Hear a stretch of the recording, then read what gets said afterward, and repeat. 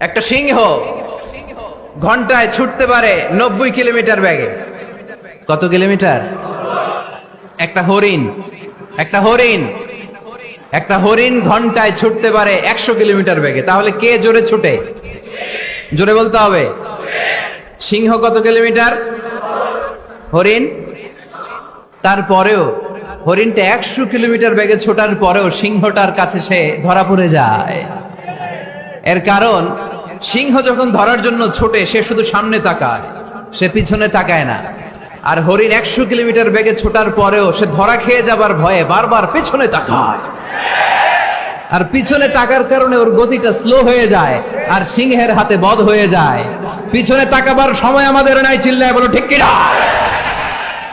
আমরা অহংকার শিখি নাই, আমরা হিংসা শিখি নাই, আমাদের বুকে আছে বুক ভরা ভালোবাসা।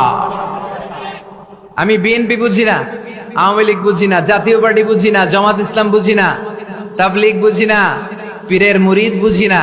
যারাই পড়েছে লা ইলাহা ইল্লাল্লাহ তার জন্য আমাদের হৃদয়ে জায়গা আছে না নাই?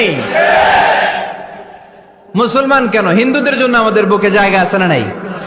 হিন্দু ভাই যদি বলে আমি পড়বো আশহাদু আল্লা ইলাহা ইল্লাল্লাহ ওয়া আশহাদু আন্না মুহাম্মাদ রাসূলুল্লাহ, তার জন্য আমাদের দরজা খোলা আছে না নাই? This is the beauty of Islam. এটা ইসলামের সৌন্দর্য, এটা অনেকে বুঝতে চায় না। আল্লাহ আমাদেরকে সহি সমঝ দান করুক, আমরা পড়ি আমিন। হিংসা, বিদ্বেষ, অন্যের পিছু লেগে থাকা, গীবত করা, অন্যকে গালিগালাজ করা, অন্যকে কাফের মুশরিক বলে ফতুয়া দিয়ে এই পবিত্র মঞ্চগুলোকে নষ্ট হওয়া থেকে যেন আমরা বিরত থাকতে পারি। আওয়াজ করে পড়তে হবে আমিন।